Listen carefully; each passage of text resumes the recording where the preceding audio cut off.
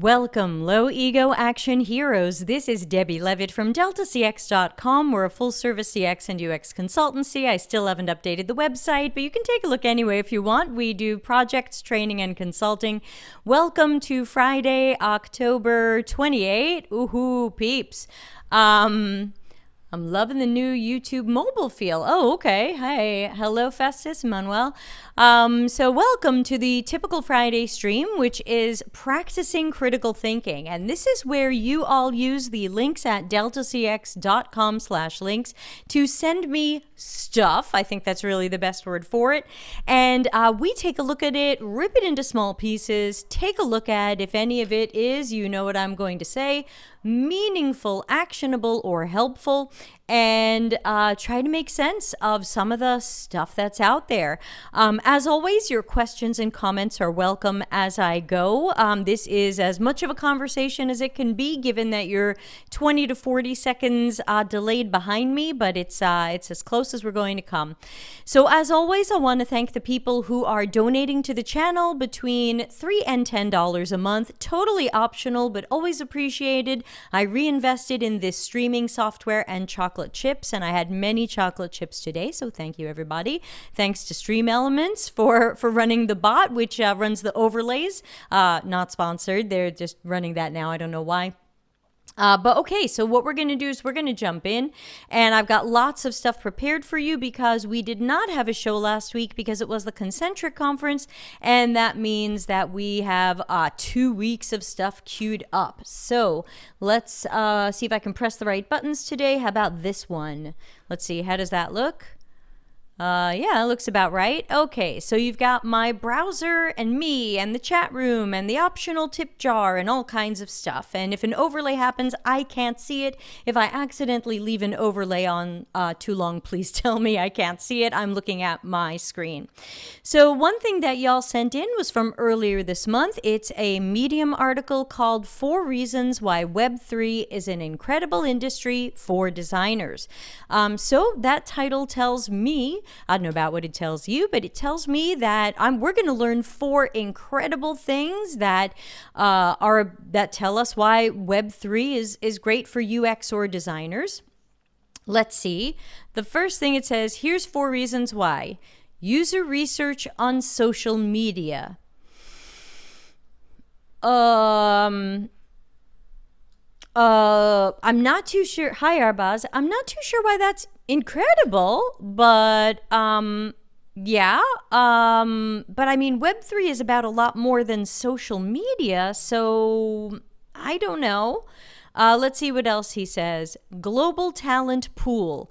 I feel like we're experiencing that in a lot more places than just Web3. Hey, Malika, favorite show. Happy Friday. Happy Friday, especially to Malika, who's doing an awesome job on my upcoming book cover. It's a global talent pool with or without Web3, so I don't feel like this one, I feel like the first 2 are not Web3 specific, but, you know, give me your opinions on this. I want to hear what you have to say. The malleability of the industry. Well, evidently this person decided to use a word and then thought they had to define it for you because you might not know what malleable is. When I find I'm using a word that people don't know, I find a different word. Sometimes I like to teach y'all words, but in general, I'd rather use words that you know.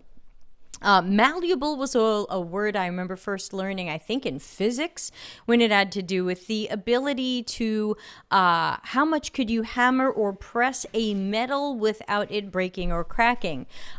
Is that relevant to this? I don't even know.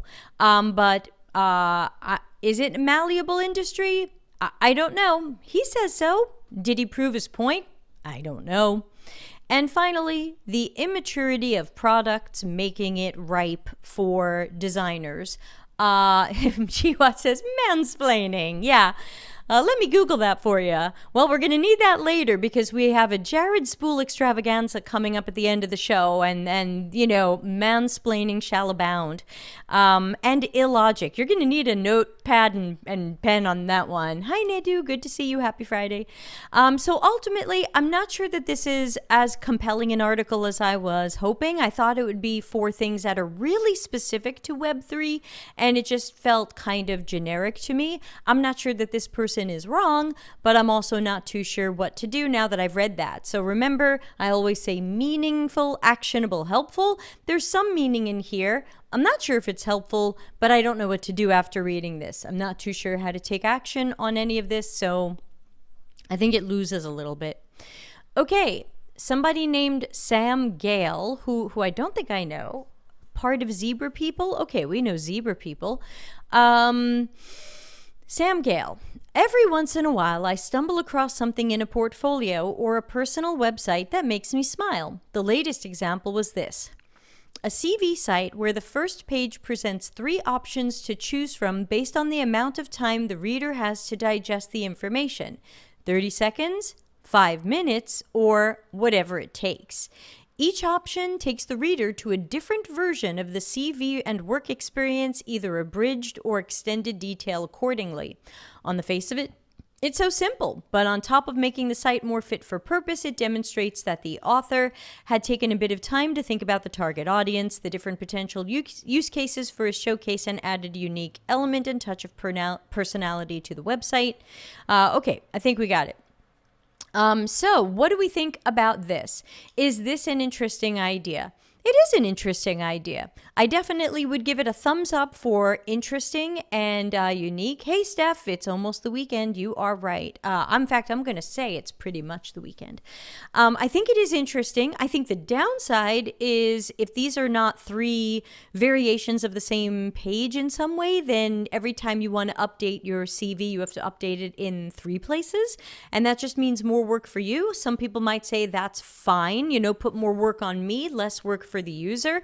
So, that might be okay. But just something to remember that you would need to update all 3 of them whenever you're updating. I do think it's important to adjust some things for your audience. I am not somebody who adjusts my CV for every job. I don't think that makes sense. My CV or resume is what it is. This is my experience. I'm not going to try to turn it into different things for different people. I'm not going to try to change the names of my jobs. So my CV is pretty standard, but we do on this channel talk about changing your portfolio and case studies for the reader, and typically I just tell people to use accordions and other things that can show and hide information so that people who don't want to see that level of detail can leave the accordion closed, and people who do want that level of detail can open the accordion. So 3 separate pages, maybe. 1 page with accordions? Maybe. I think it's worth thinking about. I think either way, it's a nice UX touch because you are trying to imagine the task and the use case for your user or visitor and make things easier for them.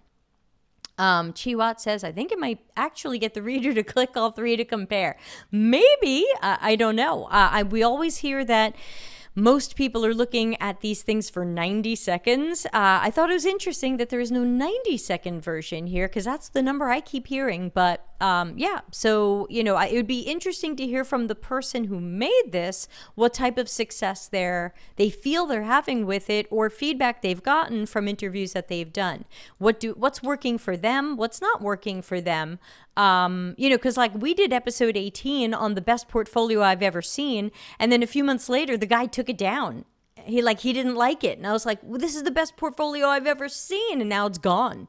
So we don't know if this guy's about to take this down because he doesn't like it or it's not working. So just remember, when you think about copying someone, we don't know how well it's working for them. You've got to have your own success criteria, monitor your own metrics, and look out for your own stuff. Okay, this is a Medium article published by UX Collective, who we know will publish anybody saying anything. So they've got no standard. So we always hope for a good article. And let's see what this one is. AI is going to change UX research forever. Okay, that sounds like that's going to happen in the future. I wonder if he'll tell us when in the future that might be. The rise of AI will impact, Danielle says, hey, Debbie, any directions where to find cookies notification best practices? This is practicing critical thinking, so maybe Google that? Sorry, I don't know. Hi, Ian. In what way can UX designers use AI to their benefit, and how do we design AI systems? Okay, so I'm a little worried that this article is going to try to cover a lot of different things. How we design an AI system and what we need to know to be good at designing an AI system is probably going to be quite different from how we might use AI in our day-to-day work. I mean, when I try to think about how I'm using AI, I'm not sure I am, other than maybe any of the tools I'm using that might use it for translation, a transcription, like I load up an interview and it transcribes it, and maybe something in there is machine learning. Remember that AI is commonly used to mean ML, which is machine learning. Machine learning means we give a bot or program or whatever it is a set of data to learn, and then it can produce things based on the patterns in that set. AI would technically mean artificial intelligence, which means this thing just thinks and works on its own. So I still think we mean machine learning even when we say AI, but let's see. It's going to automate UX research. Well, that's not something I actually wanted. So here's a weird thing. This person says a researcher can focus on asking the questions and not doing the research. Does that mean asking questions isn't doing research? The researcher can give questions to the AI who asks a large sample size these questions.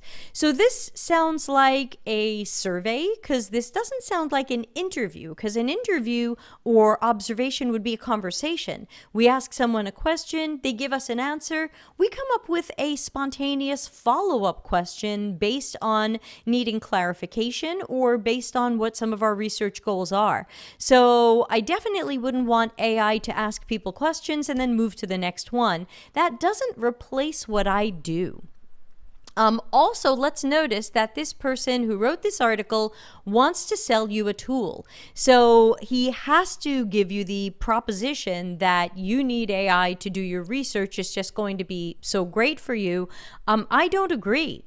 So, he's saying that he can analyze stuff for you. Can he analyze tone of voice? Can he analyze body language in an observation? Can he analyze when people stop talking and we're watching what they're doing on the screen? If not, I still have to do the interview, do the observation, watch the interview, watch the observation. So, I don't get it. Efficiently analyze big data. Lots of tools are already claiming to do this. I think, does Qualtrics claim to do this?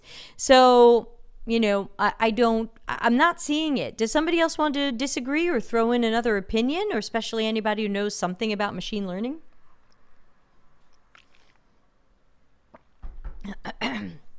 Oh yeah, Steph's got a good point. Steph says, based on how bad AI bots are, I can't wait for AI doing some follow-up questions. I want to talk to a human. We did not understand. Please ask your question again. Yeah, I don't think we're there yet. And ultimately, I think this article is just a plug for this guy's tool, which I think is a shame. I think that if this were a meaningful, actionable, helpful article, then that could make more sense for UX Collective to publish. But I feel like this is what we normally call in America an advertorial, where basically someone is trying to make something look like an article or a post, but it's really an ad. Will AI recruit users? Not well. So let's move on. Because remember, we have a Spool extravaganza coming up at the end. This is an older article. This is coming up on 5 years old, which doesn't mean it's bad or wrong. It's just not a recent article, and that's fine.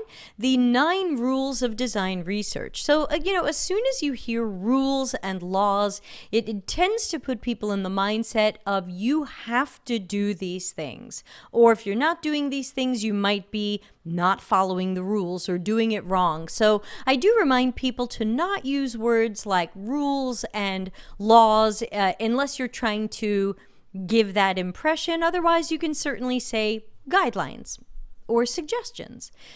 Okay, number 1, get comfortable being uncomfortable. Again, that's one of those phrases where after you hear it, you feel like, now what do? I don't know what to do about that. Get comfortable being uncomfortable, so it kind of undoes itself. That doesn't help me. I'm going to move on. Ask first, prototype later. So she's saying don't rush to prototype and evaluative research. Do generative research first. Sure. Know your goal. Sure. Maybe that should have come first. I still have my Slack notifications on. Know your goal. Yeah, I think it's important to know your research goal or goals. Sure. Yeah. I guess this kind of seems obvious. I wonder who is the target audience for this article who didn't know that it's important for your research to have a goal. Not so sure. So let's see. Agree on the big questions. The quality of your question determines the usability of the results. The big research question is what you want to know, not what you ask in an interview. Ask your research questions. Worst way to learn anything. Well, who am I agreeing with on this? Agree on the big questions. Who do I need to agree with on this? If I'm planning the research, who needs to agree with me? I'm not too sure it says that here. Steph says, oh, you'd be surprised how many people want to do research without defining the goal. Right, but is that her target audience? That's what I can't tell here. Like, is her target audience product managers or professional researchers? I'm not too sure. There's always enough time and money. Okay. That's probably not something that would win an argument in a company. Like if someone says, yeah, we don't have the money for that person you want to hire. No, you have the money. We're going to need more than that if we want to fight budget blockers. So there might be money, but we're going to have to do a better job fighting it than saying, hey, you researched your car. I think she has some good quotes around these things, and I've included one of her quotes in my book, but we're still going to need a much better argument than you research your car purchase more than we research this $1 million project. Don't expect data to change minds. Okay, so you're going to do research and people might not care anyway. That's certainly true, but I guess do it anyway. Embrace messy imperfection. That sounds like get comfortable being uncomfortable, so I'm not too sure how much to do about that. Commit to collaboration. Everyone working on the same thing needs to be operating in the same shared reality. I'm not sure I've ever had the same shared reality as my coworkers. Ever. The people making decisions about the product need to be the best informed. Research without collaboration means one group is learning and creating reports for another group to acknowledge and I run a workshop on this. So this is the pitch for democratization, and she wants to sell you the workshop that goes with it. Okay, we see you, whatever. Yeah, so got it. That was a really long setup for a sales pitch. She's gone to the Jared Spool School of Long Setups for a Sales Pitch. Interesting. All right, moving on. All right, this one is from Ari, who was just our guest on our show 2 days ago. And the person who sent this in, their question was, what are the soft skills? Now, we didn't ask Ari this. That would have been good. But let's see if we can figure it out from the article using our critical thinking. Most researchers spend their careers focused on hard skills, how to conduct surveys, how to conduct interviews. But a majority of the impact from research comes from soft skills, yet very little training happens in this area. The soft skills in research will increase your perceived value. Your boss and stakeholders will see you as irreplaceable. Get quicker alignment on problems leading to less time and mind-numbing meetings.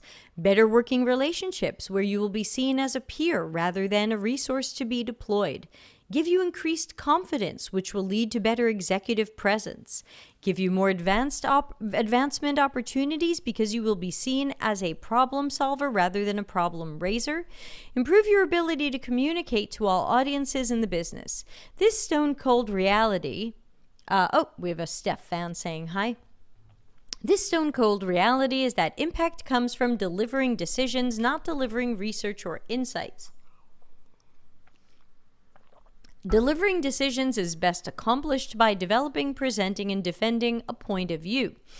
Join a dedicated group of researchers in Insight to Impact, which was his course, and learn how to develop a point of view that transforms UX and market research into actionable and profitable business decisions. Okay. I think the person who sent in this post has a point. I think that as much as Ari has something here that piques our interest, we're not totally sure what those soft skills are. How do you get advancement opportunities if you're irreplaceable? Yeah, right. Oh, can anyone share the first article on Web3 Debbie reviewed here today? I think you could Google it.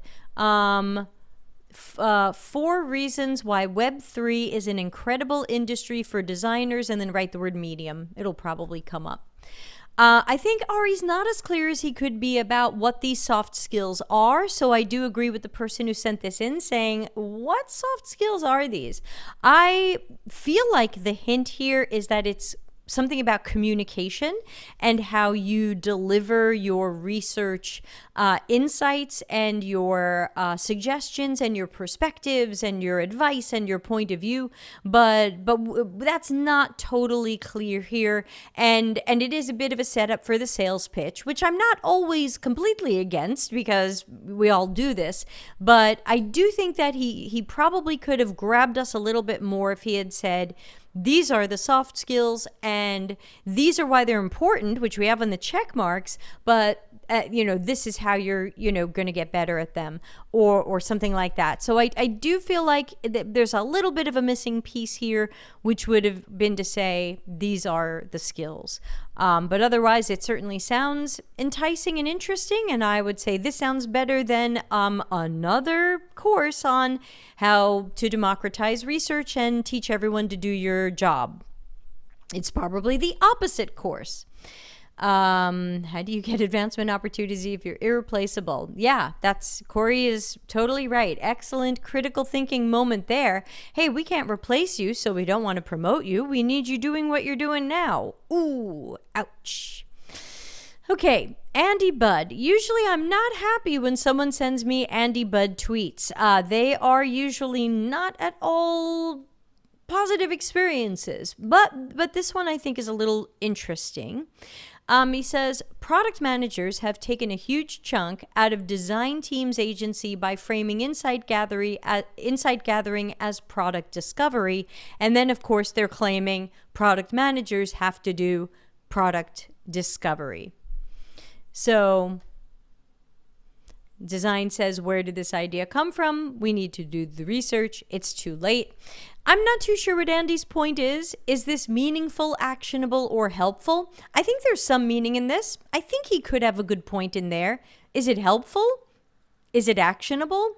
I'm not too sure what to do about this. If he doesn't tell me somewhere in this stream what to do about product managers trying to take over research from UX, then this isn't actionable, and it might not be helpful. Hey, Fasina, how you doing? I hope you got my response to your other comment. Thanks for that comment. Is the communication skills and delivery actually soft skills or hard skills? I think that most people think of hard skills as techniques and like the things you'll see on a job description, and they think of the soft skills as things that are more about the person or the personality or things like that. So I think that communication and how you deliver information is usually considered a soft skill, but in general, I don't think we gain a lot from calling these soft or hard. They're all skills. So, yeah, not too sure what to do about what Andy says, but at least it doesn't seem anti-UX this time, when usually it is. Okay, so here's, what's his name? Who sometimes people send me, and I don't know why, because he's not a UX practitioner and he loves to poop on UX, so I'm not too sure why we are interested in his perspectives on these things.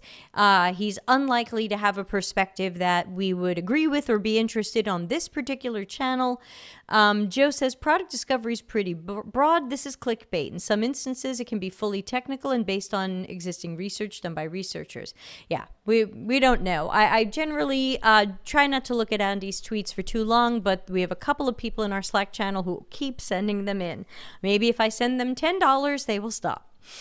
Okay, so he says, fact. Anybody want to fight that one? Fact. Low-fidelity wireframes were invented by people bad at UI who still wanted to be called designers. So we could say that this is an attempt at humor, though I'm not sure we're going to see his international stand-up comedy routine anytime soon. I can only assume that this is meant to be funny. If it's funny, then congratulations, it's funny. But, to me, it seems like one of those things that is meant to be funny, but also has a little bit of built-in judgment and gaslighting. Like, hey, if you do low-fidelity wireframes, which even Larry Marine does, you must be bad at UI but want to call yourself a designer. And this is where we start fighting, and it feels like a personal attack or some sort of gaslighting. And so, this might be funny, but it's funny at someone's expense. And, and the question, of course, would be, if we made jokes at his expense, would he find those equally funny? I don't know, but that's not my style. Yeah, humor's very subjective. Right. So, ba-doom choo. There you go. Hilarious. Moving on. Okay, so this was an article by Janelle Ward, and I find that I don't always agree with her, and this was another one I didn't agree with, but I would absolutely love to hear from all of you, because maybe there's something here that I'm missing, and there's something good here that I'm missing, because I didn't get it when I first skimmed this a couple of weeks ago. This is from last month, so it's pretty recent, and Janelle suggests that we create a new job, a new research specialty, and this person would be called the research evangelist. This appears to be a full-time job of evangelism. Research often falls down once insights are in the hands of stakeholders. Could a specialist focusing on insight and research advocacy improve the state of play? Now, this sounds opposite to what we just heard from Ari. Ari is saying if you can become better at communication, advising, giving people actionable stuff after you do research, that would be really important and might land better with stakeholders. And Janelle is saying, no, we just need a separate job to kind of come in and be the ska hype man. So let's see what Janelle says. The role, held by a research expert, focuses on influencing how research is received, perceived, and acted upon by non-research stakeholders. So we're going to have a researcher doing research and presenting it, but then somebody on the side of the stage with their pork pie hat is going to say, no, wait, let me tell you how to receive and perceive that and act on it. Melanie says, I read that and wondered if you were going to bring it up because it's worked so well for UX evangelists. That's right. Evangelism is working so well for us. It's definitely the answer to everything, she said sarcastically. Yeah, that's true. Evangelism so rarely works. And as I say, it often backfires. So I think that I would rather see researchers kind of in Ari's world. I would rather see researchers becoming better at presenting their research insights and video clips and suggestions and action items than to say, now that I gave you that report with some of my findings, let me turn it over to the research evangelist who's going to tell you why it's really important. Natalia says, whenever I hear the word evangelist, BS alert pops up in my head. Yeah, yikes. Joe says, wait, aren't designers with a UX background generally responsible for this translation of insights into solutions? Right. Hypothetically, the designers are going to translate insights into solutions, but it sounds like Janelle is suggesting a role that translates insights and research stuff into stakeholders' brains and understanding. We need research evangelism because researchers have to conduct and share research, but then evidently they need the hype man to be like, whoa, look at that. Oh my God. We need research evangelists because we're not preaching to the converted. We must convert, which again, it sounds like from Ari's thing we just read, would be something that he would be teaching you in his course, how to be more compelling in your research reports or presentations or stakeholder conversations. So again, I don't think this is a thing. I think that if someone gave me budget in a research department, would I hire an evangelist or would I hire someone to freaking do the research? If I'm going to get budget, I want that budget for researchers and not for research ska hype men. So that's me. Do not want. We've got one more, and then we will jump into our Jared Spool extravaganza, which will probably take the rest of the show because it's a doozy. You're going to need a pen and paper on that one, y'all. It is going to be the biggest brain workout I think we've ever had on this channel for practicing critical thinking. Okay, this was a tweet from Peter from, I guess, Adaptive Path. I think I heard that he either erased this or he erased a LinkedIn post that went with this. I'm not following him. I don't care. But this is what he said, and I think it's really important to take a look at what he's saying and the, shall we call it, energy with which it's being said. And he says, oh, Steph says, I love that accent. Yeah, that's my light New York accent. Peter says, careful, or the anti-democratization of research crowd will come after you. Hell hath no fury like people who spent 7 years in grad school. And this is in response to Teresa Torres, who is considered one of the most vocal voices pro-democratization because her world is product management. So she's out there writing books and doing training and pushing that product managers have to do research. So the tweet he's responding to says, I find any discussion where one role owns research or is better at research over another role to be silly. Everyone needs to be doing research. The turf wars are detrimental to everyone, the customer most of all. So I thought that this was even better for us to tear into pieces. So when you hear that tweet from Teresa, what do you notice? I'm going to call on you critical thinkers out there. Before I comment on it, what do you notice in what she's saying?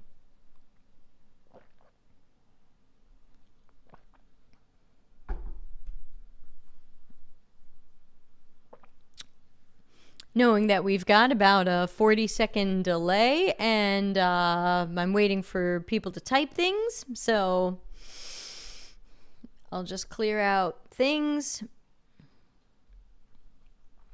Hire unicorn, BS alert buzzing. Okay, remember Teresa comes from product management and she's trying to push that UX research isn't for researchers, it's really for everybody, especially product managers. What do you notice about her tweet? Let's have some critical thinking on that while I clear out some of these things.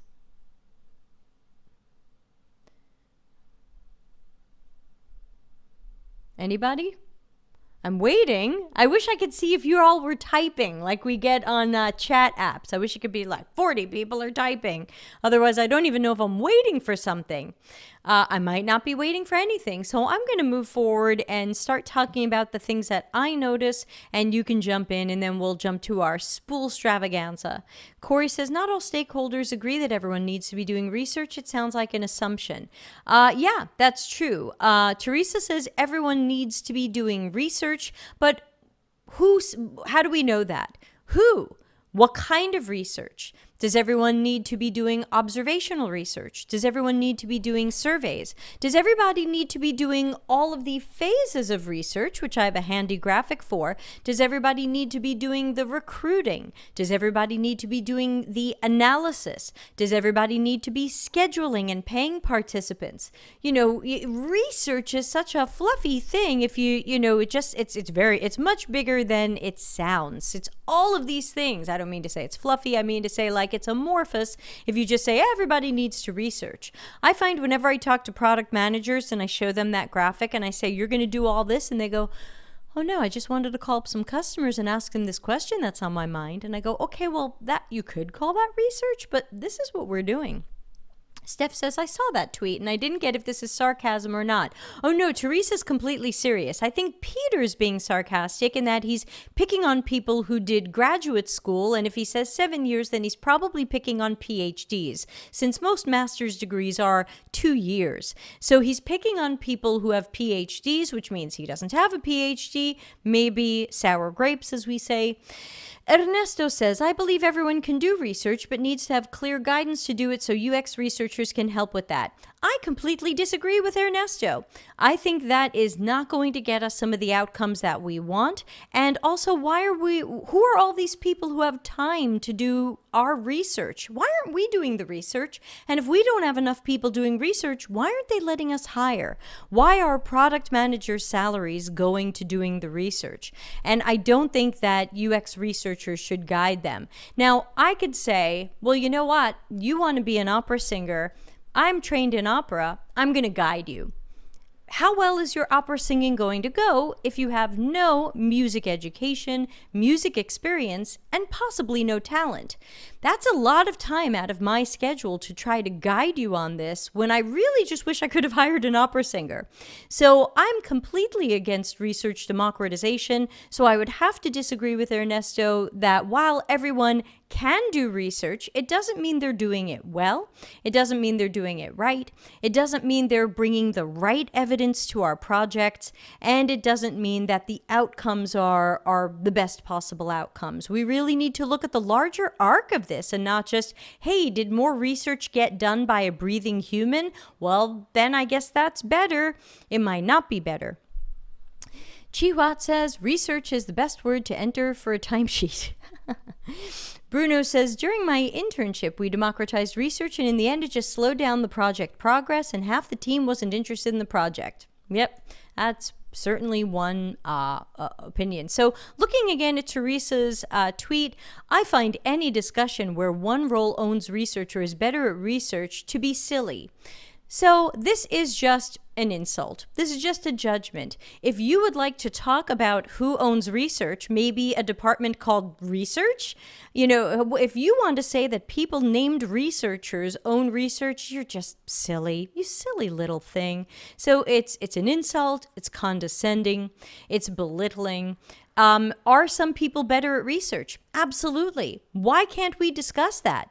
There are some product managers who are going to be better than some UX researchers. There are some UX researchers who are going to be better than product managers. We should care about the quality of how the work is being done. It doesn't make sense to say anybody can do this. I can cut your hair, but you might not be glad I did.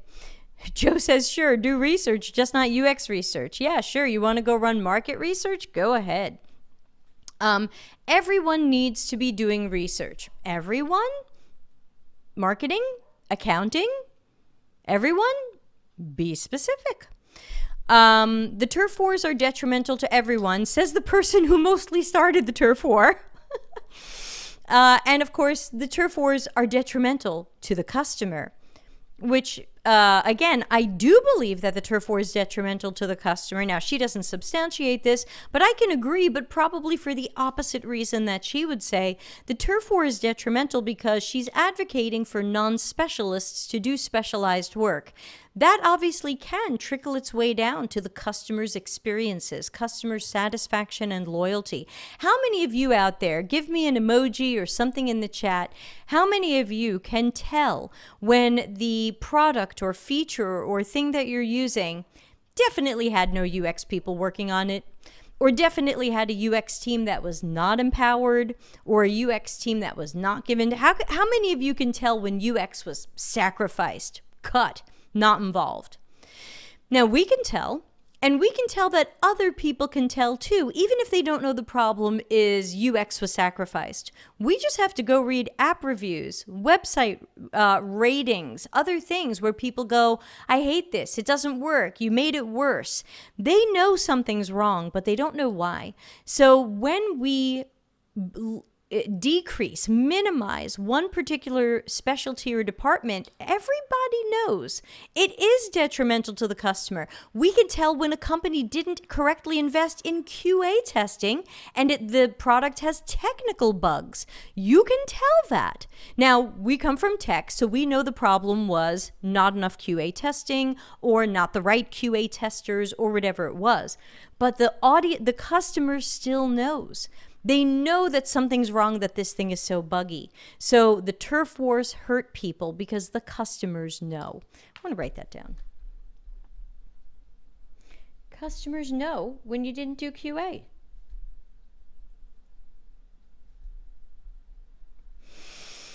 Chihuat says, we have had change requests from product owners after they've spoken or researched to one customer. Yeah, hi, Ilaria.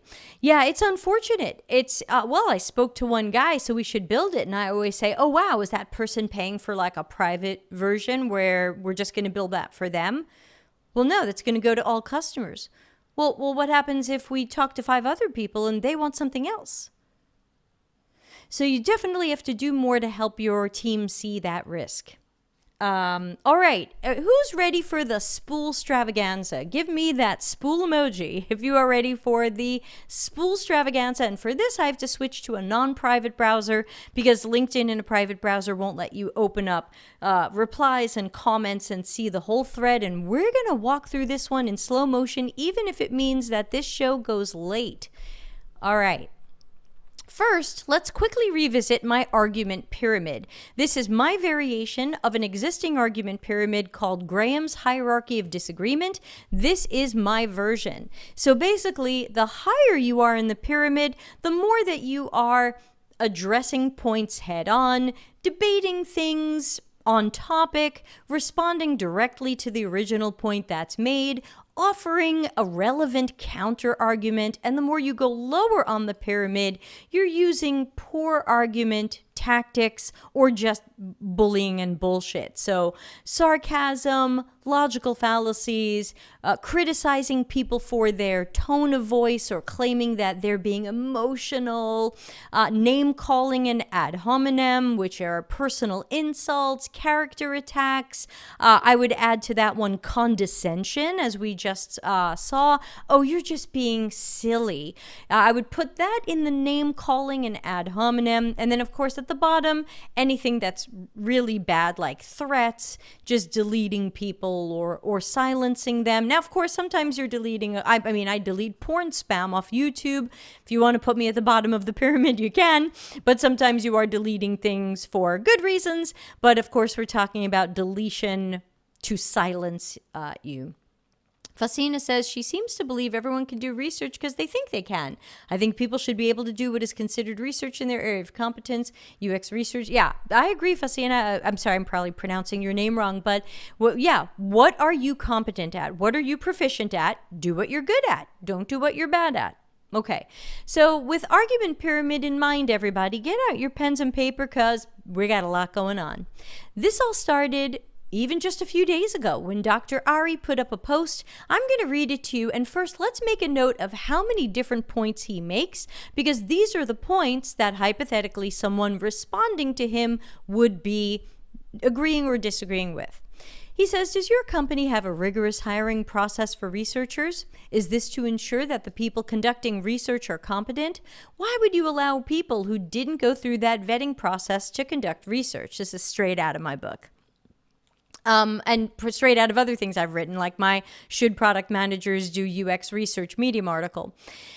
This is exactly what happens when you hire a product manager or UX designer and have them conduct research. Okay, so before we go on, he's got his first point here. Oh, Steph says, I honestly deleted a couple of comments because people love to comment to steer the pot to bring more views, not giving them the visibility. Yeah. Okay, so the first point that I hear him making is, do you have a rigorous process for hiring researchers?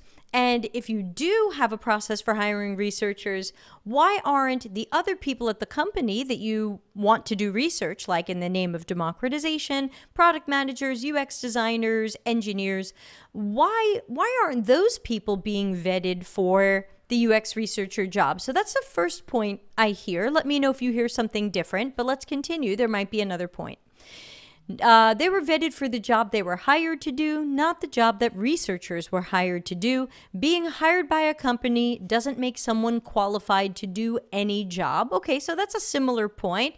If you're hired by a company, can you do any job? If I get hired as a UX researcher, can I be a corporate strategist? Can I do marketing? So again, someone might want to fight him on that.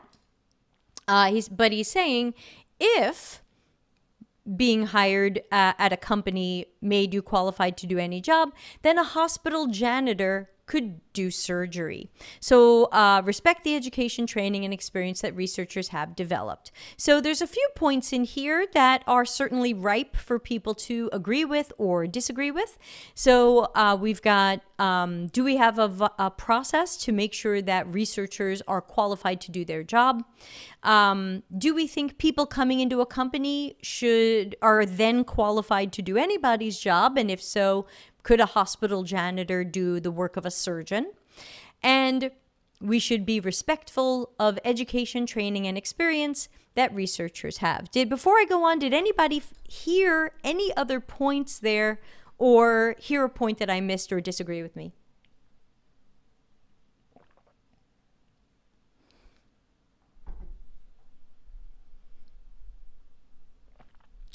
I'm just going to assume that that's maybe no, but we'll see. Okay, so you will be unsurprised. I was actually surprised to see Jared Spool respond to this, because usually Jared Spool does not get involved in some of this stuff. Now, he might get involved. I don't follow him on LinkedIn. I'm not connected with him, so who knows? Maybe he's commenting on all kinds of things that I never see. But we certainly do have a lot of connections in common, and I rarely see him commenting. So maybe he had spare time? Everybody says, nope, you got it. Okay, so let's take a look at Jared Spool's response and let's watch it in slow motion and see what we hear. Oh dear Ari, that's just silly. What does anybody notice from the first line? So I noticed two things immediately. I notice condescension, at least in America. I know in Europe when someone calls me dear, they don't mean it in a condescending way, but Jared's an American, and if he says, oh, dear Ari, that's just silly. This is certainly condescension, it's judgmental, it's, what's the word I'm looking for? Someone help me out here. We just saw silly from Teresa. It didn't fly then and it doesn't fly now. But let's continue reading what Jared has to say. First, what's preventing hospital janitors from stepping in for surgeons? What's preventing hospital janitors from stepping in for surgeons is licensing and a legal system that makes it illegal for them to practice medicine without a said license. Stop there. Is that true? Are hospital janitors prevented from stepping in for surgeons because of licensing and the fact that it would be illegal for them to practice medicine without that license?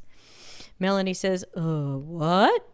Well, I think that's certainly true. It's certainly true that nobody in the hospital who doesn't have a proper medical license and appropriate surgical training should be stepping in for that surgeon. So the lack of license and the laws around it are certainly one of many things preventing a janitor or a nurse or a receptionist or a dentist for stepping in for a surgeon.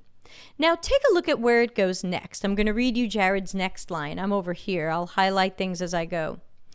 I know janitors who were trained surgeons and good ones too in their native countries when they immigrated to ours, and they're possibly better surgeons than some in the same hospital. Okay, what just happened here? This is what I call a distraction technique. We're arguing one of Ari's points, but we're not really arguing his most important point. Rather than taking what Ari said, which is about the importance and specialty of researchers, and arguing that, we're now arguing, should janitors be surgeons?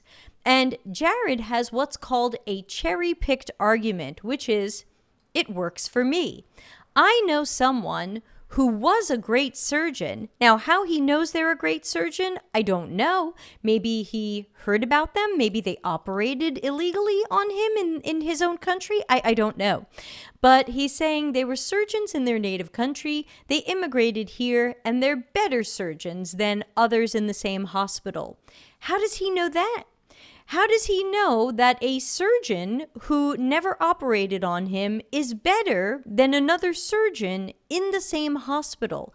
This sounds like a very large unknown. And it reminds me of one of my favorite lines from one of my favorite TV shows, which is Blackadder. When Percy says to Blackadder, so something you've, or does Blackadder say to Blackadder says to Percy, so something you've never seen is slightly less blue than something else you've never seen. Chihuat says logical fallacy. Joe says it's almost like people are hired for the jobs they're qualified to do, and if they're overqualified, also expected to perform the job they were hired for. So ultimately, if if an immigrant in our country is a surgeon, then I'm sorry that they are a janitor in the country they are now in. That's not actually relevant here. We're not debating whether or not some surgeons who are janitors now should be surgeons or are better surgeons than other surgeons. This is a distraction technique. So we're going to notice how many arguments Jared starts that are not really central to the point. Because what I find that some people do when they display traits of malignant narcissism is they start a lot of fires. They open up a lot of battles on a lot of fronts, and that way it can make it look like you just can't hold your own against this guy because he raised these 72,000 points and you're just arguing the one, so clearly you don't have a good answer here. So yeah, Joe says this is totally hyperbolic. So it's irrelevant. It should be ignored. The next thing he says is, are you suggesting that researchers should need licensing to practice research? Okay, so Ari wasn't. But what happens is Jared established his own idea that the problem that with surgeons is that there's licensing. So then maybe researchers need licensing. Jared is following his own line of logic, but it has nothing to do with what Ari said, but he's kind of accusing him of having a perspective that he doesn't even have. I'm not even sure which logical fallacy that is. Someone said it to me yesterday and I forgot now, but there is a logical fallacy where you tell someone they have a perspective or belief that they don't. So no, Ari's not saying that researchers should need licensing, but Jared's going to run with that one as part of the distraction technique. Melanie says, nowhere in Ari's post does it say anything about licensing. Exactly. So again, this is a distraction. Who would create the standards? Do you want state legislators to make laws that will enforce research criteria? So again, Jared is going further and further on his own tangent, which is designed to distract from the original point. And we are going to be asking the critical thinking question later of, why does Jared need so badly to distract from Ari's original point? Next, Jared seems to have a second point. Researcher is a role. Research is a set of skills. Here we go again. So this is researcher is a role. Okay, that could be a job title. I wouldn't say, hi, I'm a research. Is research a set of skills? This is something we've pulled apart on this channel before. I have a Medium article called Is UX a Skill? So is research made up of skills? We could say research is made up of skills, but in my article and in my book, I start listing out some of those skills. There's dozens of skills. So if we want to agree with Jared and say research is a set of skills, I think we could agree with that, but we would also have to agree that it's not two skills. It's really dozens of skills, especially relating to all of these phases. Skills related to the planning, skills related to method selection, skills related to participant recruiting, skills related to conducting and moderating and interviewing and things like that, skills related to analysis. You can see that there's easily dozens of skills here. It's not like research is just, you have to be good at two things. Joe says straw man. We're going to come to that, Joe. Nobody is a born researcher. How do we know that? Have you ever felt like you were born with skills and talents that other people don't have or had to be developed? I feel like I was a born singer. You know, I have the ability to hear pitches in tune. I have the ability to stay in time with rhythm. I was singing from a very early age. Could I be a born researcher? I was interviewing people and asking them questions when I was 3. You know, and let's say no one's a born researcher. So what? Anyone who's a researcher learned a set of skills. Okay, fine. Let's say we agree with Jared. You become a researcher or a good researcher by learning a set of skills. I'm going to say dozens of skills. Do you believe all researchers are equal in their skills? Well, what does that have to do with anything? And where's he going with this? Because I think Ari made it clear that researchers are not all equal in their skills, because he's asking, how are these people qualified? How were they vetted? If someone is asking, is someone qualified, then we know he believes that there are different skill levels. We don't know what skills he believes there are. We don't know what levels he believes there are, but it sounds like some people are qualified and some people are not. Do you honestly believe that every researcher is competent? Now, this one is tough because where did he get that from? Where's the word competent? Is this to ensure people conducting research are competent? So Ari is asking, do we have a hiring process that would try to ensure that the people who conduct research are competent? But Jared is asking a question that really has nothing to do with it, which is, do you honestly believe that every researcher is competent? What would we do about that? What's the difference? What if some people have a research job and they're not competent? Does that change Ari's point that we should still try to vet people and qualify them and assess them to check for competency? Sure, some people are going to get that wrong and they're going to hire someone who's not as competent as they claim to be. What's the point? This seems like another fire started on another irrelevant topic to distract. Do you believe every researcher is competent? No, not every designer is competent, but we still try to hire those who are. We still try to assess people in interviews, and we try to hire for competence. We get it wrong sometimes, but we try to hire for competence. What is the officially sanctioned way that researchers become skilled to your minimum level of competence? Okay, so this is an argument style that I see a lot. And there's a lot packed into this sentence. So notice officially sanctioned way. That means I don't want your opinion. I want you to quote some sort of authority body. This is an appeal to authority. Can you name some sort of authority body that has officially sanctioned how researchers are skilled to your minimum level of competence? Now, funny enough, there's a group in Europe that's trying to do this right now, and they are trying to make that the officially sanctioned way to vet if a researcher is competent or not. So it'll be interesting to see what happens with them.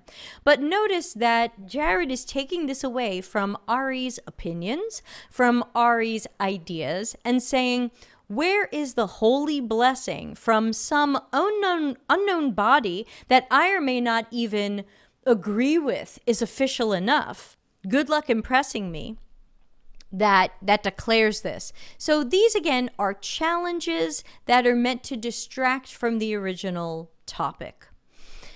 Because ultimately, the minimum level of competence is up to the job, is up to the company.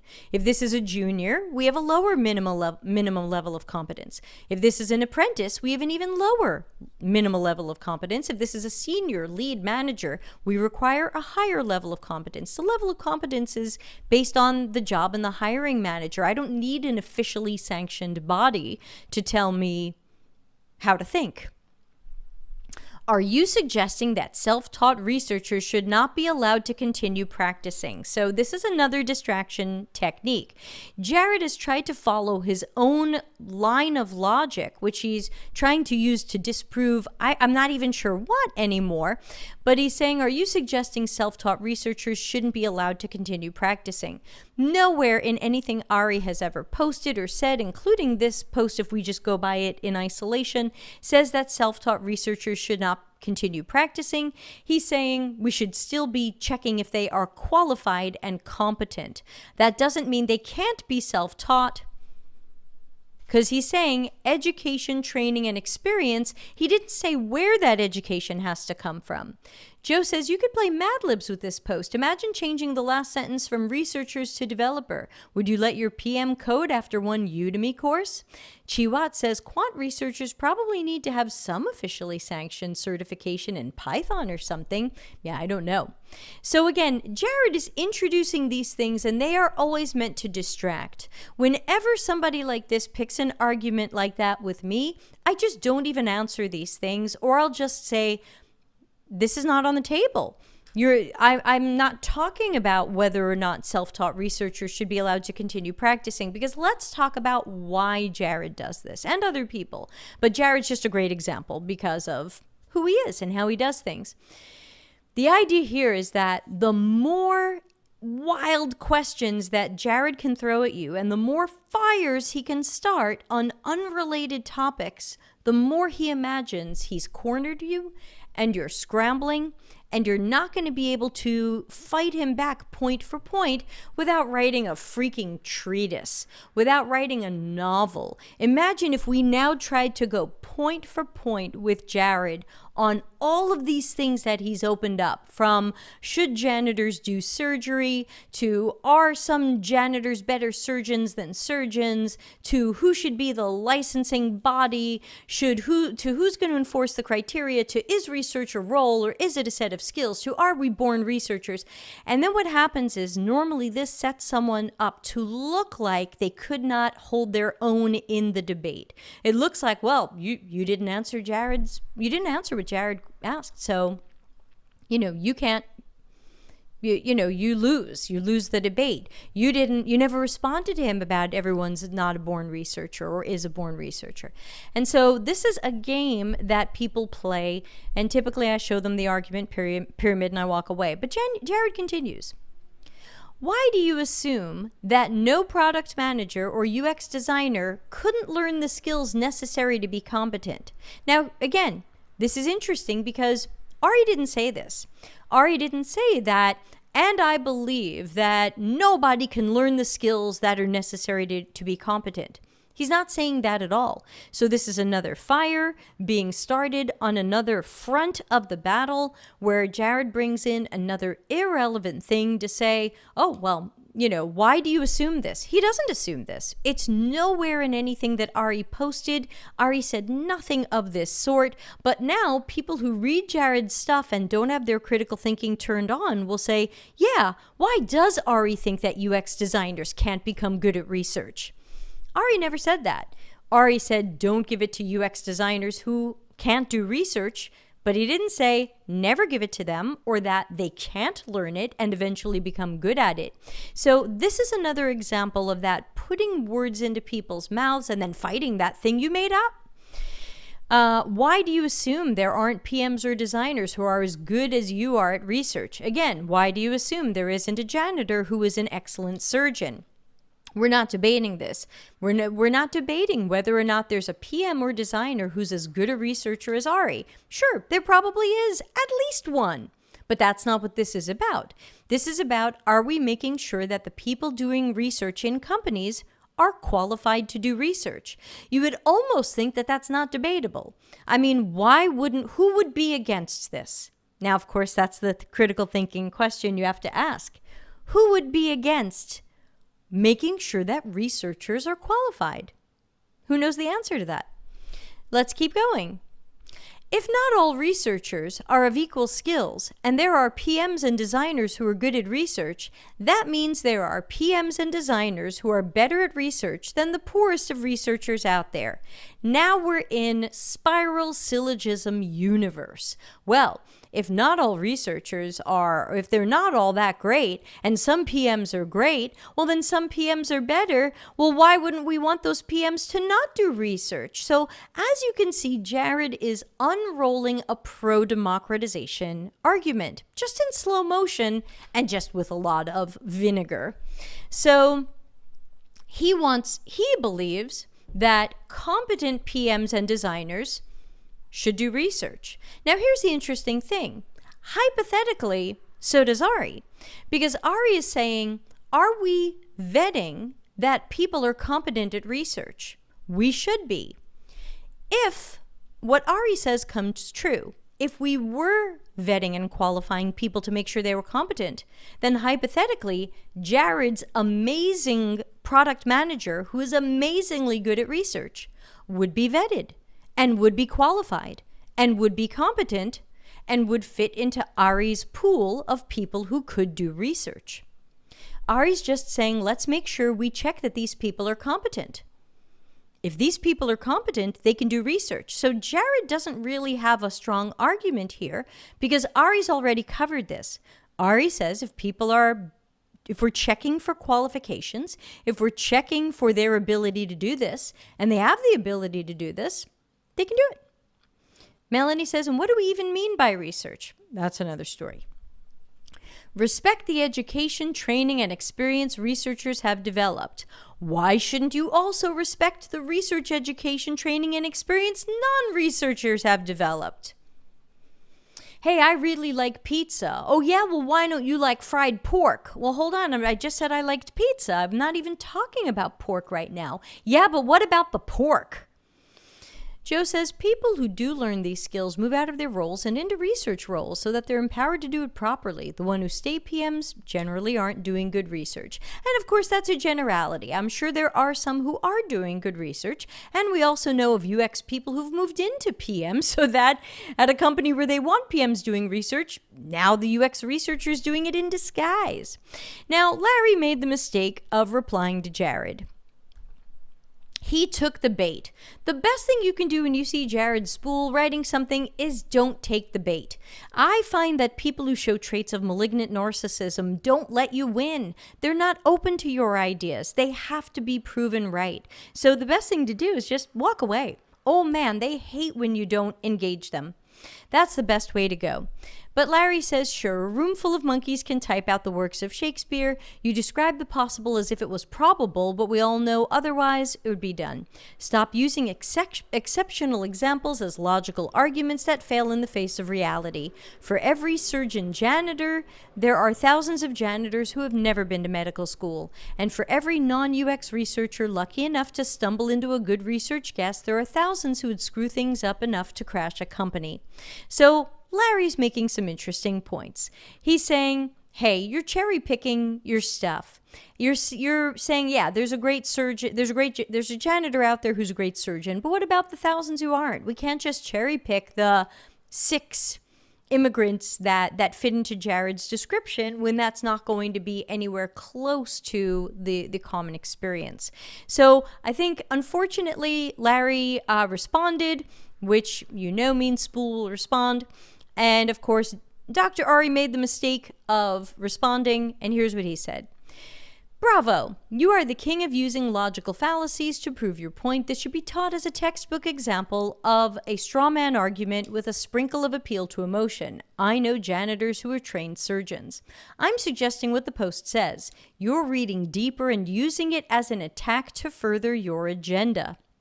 You bring in a host of ridiculous counterpoints that weren't even addressed in the original post. You stating I'm assuming something doesn't make it true. Again, I can only assume to further your agenda. Here's my offer because a LinkedIn post is not the right venue. Let's jump on a public webinar and get the facts out. At least that way I have an opportunity to state my assumptions rather than you make them up and post them as a response to my post. And I agree you should stop the silliness. So again, unfortunately, This is pouring gasoline on the fire. This is definitely not the way to handle someone with malignant narcissist traits. And of course, Jared immediately corrects Larry. It's an infinite number of monkeys. Now, let's see where this goes. It gets good. I have a school that's designed to take people with no research experience and make them into excellent designers with research skills. What just happened here, everybody? We got to Jared's sales pitch. It's not a Jared Spool article, conference talk, or I guess LinkedIn comment without his sales pitch. Hey, my school can do this for you. Still irrelevant to Ari's original post, sales pitch. I've personally trained hundreds of product managers and developers to have excellent research skills that will out-research half the researchers with certified degrees on this planet. I feel like I'm talking to a little kid who says he can run faster than an airplane. It's going to be really hard for Jared to sustain that, but he counts on that.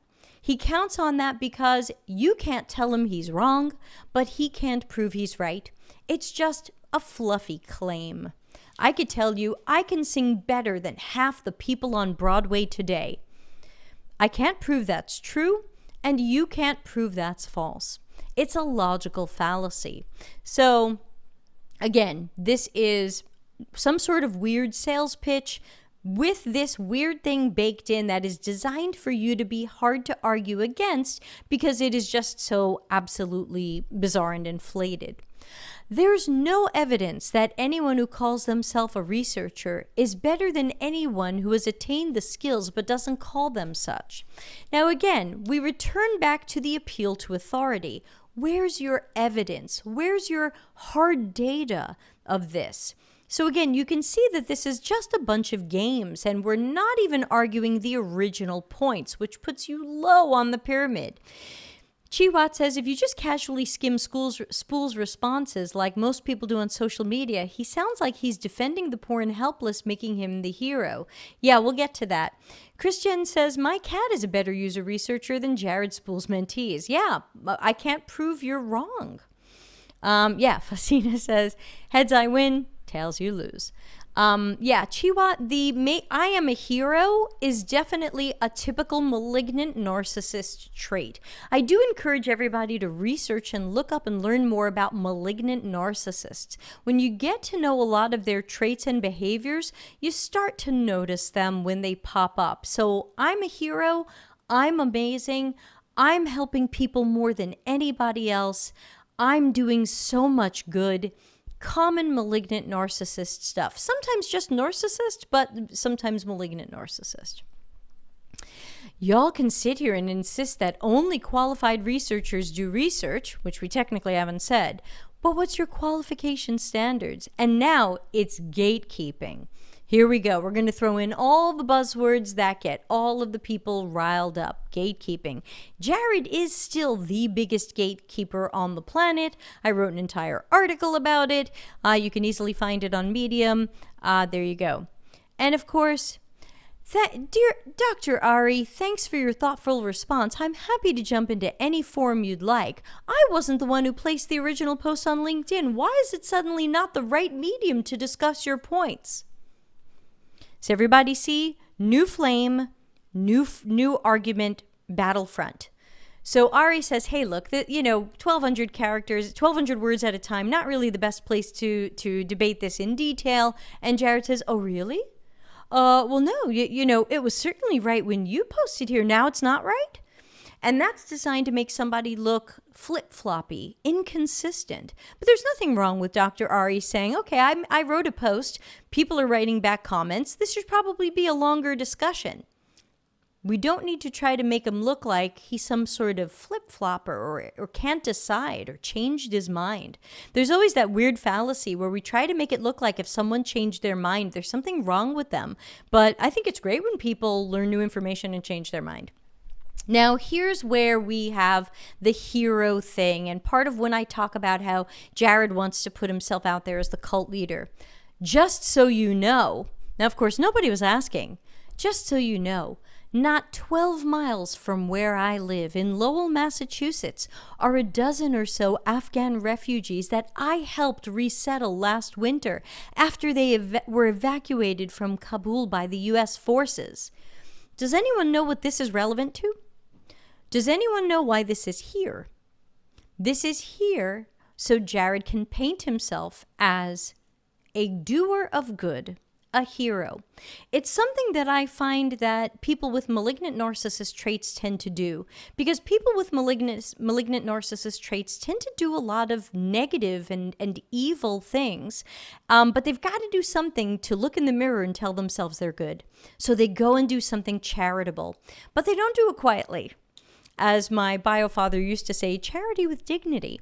They don't do that. They broadcast it and make sure everybody knows I have done this great thing.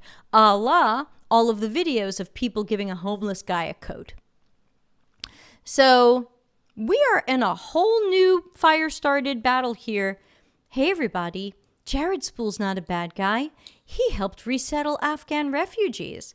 I guess he didn't help any of them become surgeons and help them get their licensure. Among them are highly trained orthopedic and cardiac surgeon who worked in a military hospital but had to escape, and now they're janitors because their doctor's qualifications don't let them practice in Massachusetts.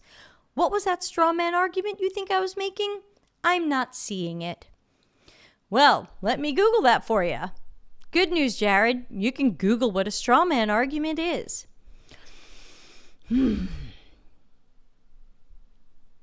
Quoting someone's words out of context, presenting someone who defends a position poorly as the defender, oversimplifying the opponent's argument, exaggerating an opponent's argument, and then attacking the exaggerated version. For example, we should relax the laws on beer. No, any society with unrestricted access to intoxicants loses its work ethic and goes for immediate gratification. That sounds exactly like the things we just saw Jared doing. He inflated things Ari said, he added to them, he distracted them and moved them to another plane of existence and then fought against them. He's absolutely the picture of the straw man argument. While we're at it, what's the name of the fallacy where one states that someone else can't possibly do your job as well as you think you can, even though nothing prevents you from learning how to do it?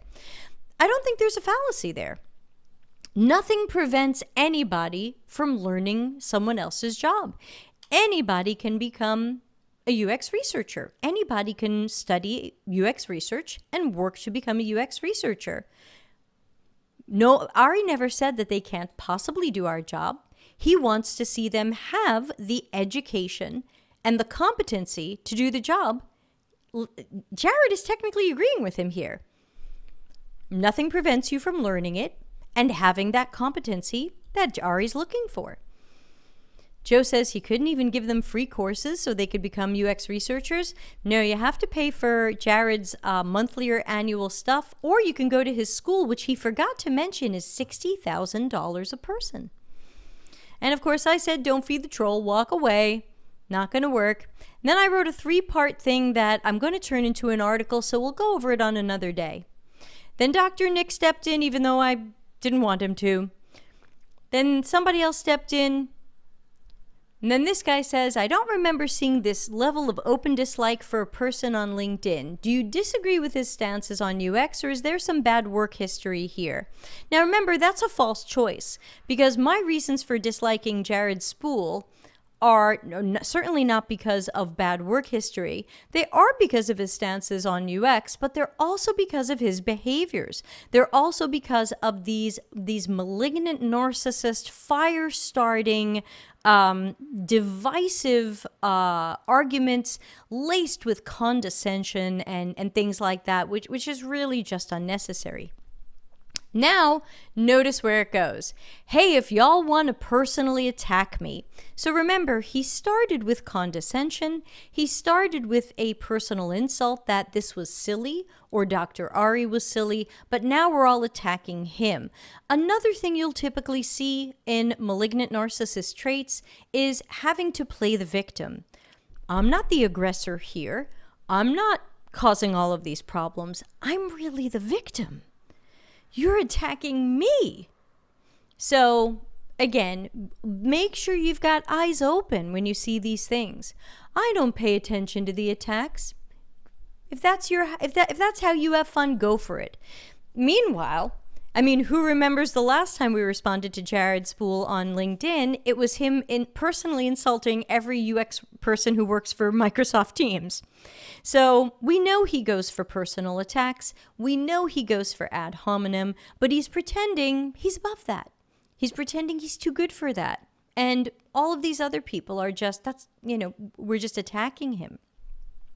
Kindly produce one actual instance where an organization was harmed because more people were doing research with customers. Provide the documentation for everyone to see. Now, the interesting thing is that there is documentation on this. There are articles on there about people who tried to democratize research or tried to train other people who were bad at research to be good at it, and they found that it failed. They found that it worked against their company. We even had someone here comment that this didn't work at the company where they were. Now, what I find is when somebody starts this fire on this battlefront, which is get me the documentation, prove to me that what you're saying is true, prove to me this is never whatever, I find that I've never been able to give them something that satisfies that because it's a game. If I say, hey, here's someone who worked at Uber and they tried to democratize research and it didn't work for them, and here's the Medium article they wrote about it, usually a Jared type of person says, well, that's just one. Or, well, they're at Uber. What about someone from Google? Like, I find that when someone asks for this, they have invisible standards that keep changing so that no matter if you actually did produce that documentation or proof, it doesn't matter. It's not good enough for them. It's not an authority. It's not peer-reviewed. It's not whatever. Otherwise, this is just a bunch of whining that they're coming to take your jobs away. Look, Jared makes money when they come to take our jobs away because he sells training on it. So, but again, we've got to make people look emotional. We've got to make them look like they're just emotional, unhappy whiners. You can't take them seriously. They don't have strong arguments. They're whiners. And that's what's going to happen if you don't find a way to channel this energy into something more productive. So again, I'm saying you're not doing anything productive. You want to stand up for good research done well? That's not productive. They're going to come for your jobs because of you. This is, again, an implied threat that says you're causing your own problem, and it's intended to bully people into stopping what they're doing and doing what Jared says. What? I'm going to undo my own job if I continue trying to fight against democratization? Oh my God, well, I better do what Jared says and fight for democratization because I don't want to undo my own job. Again, totally fake argument, just meant to be bullying, gaslighting, that sense of, well, you're doing it to yourself, so you better change what you're doing. And now the latest episode of professionals acting unprofessionally while complaining about their profession. Says the guy that he's too good. Says the guy who is too good to attack others. Never him.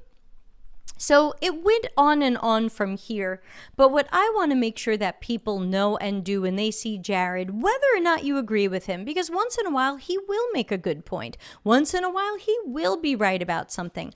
But I want to make sure that you're catching the malignant narcissist traits and behaviors. I want to make sure you're catching all of the games and manipulations, the bullying, the gaslighting, the straw man, the cherry picking, the attacks, the insults, the playing the victim. I want to make sure that people see these things because what ends up happening is the people who don't have that experience recognizing things and turn off their critical thinking when they see Jared press like and agree with him. And they go, yeah, Debbie and Larry and Ari are acting so unprofessional and they're just whiners. And I'm thinking, are we all watching the same show here? So you're absolutely welcome to say I'm unprofessional. You're absolutely welcome to say I'm a whiner, but that is ad hominem, and that is putting you low on the argument pyramid. And later in this, it got into a discussion. Someone decided, all of these people were designers before they were researchers. That nullifies their point. It's got nothing to do with it. And of course, Jared Spool was a software engineer before he worked in UX. So does that mean anything? Does that matter? You know, I find that what people then try to do is they try to go for credibility. I've actually had people say to me, you can't possibly be good at UX. You have a degree in music. And I think, okay, I see what you're doing there. Totally irrelevant, but that's what people do. So if you scroll down even more of this, those are the things that you'll see. And you'll see a guy blocking me, and you'll see somebody else saying, oh, the origins of everyone in this conversation began as designers. I think of myself as starting as a strategist, but sure, fine, sure, I'm a designer. Oh, except the one who started as a police officer. Janitors can't become surgeons, but police officers can become researchers. And Spool's origin? Software engineer. But if we're not attacking people, it's not about any of us or how we started, right? It's not about that. But you can go to Jared Spool's world and you could see that he started as a software engineer. But I leave you with this one last thing. What's the most interesting thing you notice on this screen right now, knowing that you're logged into my account and I'm looking at Jared Spool's profile? What do you notice? Critical thinkers? What do you see? And then I got to go because I have a call in 5 minutes. People, if you're watching the show and you're on my call in 5 minutes, I'll be there. That's right. Chihuat saw it. Jared follows you. Jared's been following you since March 2022. Yeah, tu quoque. Yeah. Now, I don't follow him. You know this because there's a follow button here. I don't follow him. And I'm not connected to him. He follows me. But he follows me all while saying, I'm a whiner, I'm unprofessional, blah, blah, blah. You would think he would want me out of his life. He blocked me on Twitter. Why didn't he block me here? Critical thinking time. Oh, John says, very humble of him with Maker of Awesomeness. Yeah, that's been his title for a long time. Joe says, he sounds like your biggest fan. Chihuat says, keep your enemies close. Close. I've often complained that Jared rips me off and steals from me. Of course he has to follow me. He has to see what I'm saying. He might be watching this right now. Hi, guy with malignant narcissist traits. So there you go. Now you might also say, Deb, why haven't you blocked Jared Spool? Because I'm keeping my enemy close. I'm not close enough to follow him, not close enough to connect with him, but I am interested in what he's saying because typically I'm fighting against it. And so I need to know the foolishness that he's saying so that I know how to help companies snap out of that cult hypnotism that he's using. Because he gets his business from LinkedIn and engagement from posts? I don't even know. So with that, we're going to wrap up. It's been super fun. Thanks for letting me spend that much time on someone definitely not worth that time. But I think it's really important, since this show is called Practicing Critical Thinking, that we take the opportunity to do critical thinking and talk about some of the people who sometimes are less pleasant to deal with. You know, certainly there was nothing pleasant about that disagreement with Jared. I will happily disagree with anybody. I will let them disagree with me. I hope you will all feel comfortable disagreeing with me or pointing out where I have something wrong or not quite right. That happened in Slack yesterday. Somebody said, hey, the way you wrote that, it could sound like you're judging people. I said, great, thank you. I'll go change that right now. I was wrong. So I welcome that, and I'm open to new ideas and new perspectives. So I think that when we see Jared, it's really important to use that critical thinking, because it is easy to get caught up in the absolute tidal wave typhoon sandwich of all of the fires he's started on so many different fronts, and it's just confusing. It's confusing, and you feel like, wow, he's made so many points, and Ari and Debbie and Larry said nothing. Wow, Jared won this one. That's not the way discussions work. It's not quantity. Chihuat, sorry to keep you up so late, but thanks for hanging out. So yeah, it's really important. And again, I think it would benefit people to study malignant narcissist traits and narcissist traits. I'm not a psychologist or a psychotherapist. I can't say that Jared is any of these things, but I am comfortable saying that he displays some of these traits. And we can see these traits in the way that he behaves. He tells me he has these traits. You know, I can see them. I see the manipulation. I see the games. I see the attacking people while saying I'm a victim. You know, oh, you're all attacking me, but you're unprofessional and you're silly and you're a time waster and you're this, but you're all attacking me. I'm so delicate. So we have to make sure that we see these things clearly, and the best thing to do is to not engage. You know, we fell for it this time. I put up a bunch of posts that I'm going to be turning into a Medium article, and it's going to be called Jared Spool's Perpetual Motion Machine. And it's going to be about how he makes money off this stuff. Because I want to draw attention to that too. Jared doesn't respond to things because he's got nothing better to do. There's a reason. He has to say Ari is wrong. Because if Ari is at all right, it cuts away at what Jared is selling. So he's got to come in and distract and confuse everybody and try to prove Ari wrong. He didn't prove Ari wrong, and in many cases he was agreeing with Ari while trying to make it look like he didn't. So, all right, I'm late for my own call.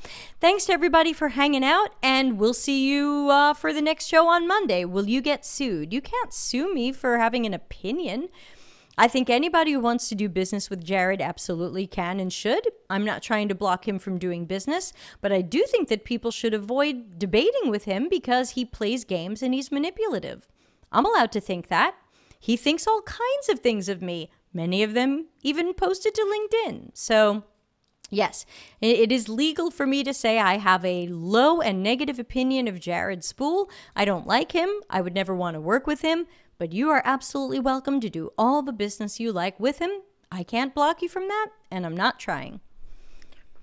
Everything he's saying is public. Nothing wrong with analyzing it out loud. That's right. So I am comfortable saying that, and he's comfortable saying similar things as well. It's not suable. You can't sue someone in America for saying you're silly, or I disagree with you, or Jared's just in it for the money. All right, I'll see everybody later, and hopefully Monday. Have a great weekend, and I'm going to do my best to ignore Spool and not even think about him. Have a great weekend. Bye. Customer centricity as business intelligence. Visit deltacx.com to learn why we are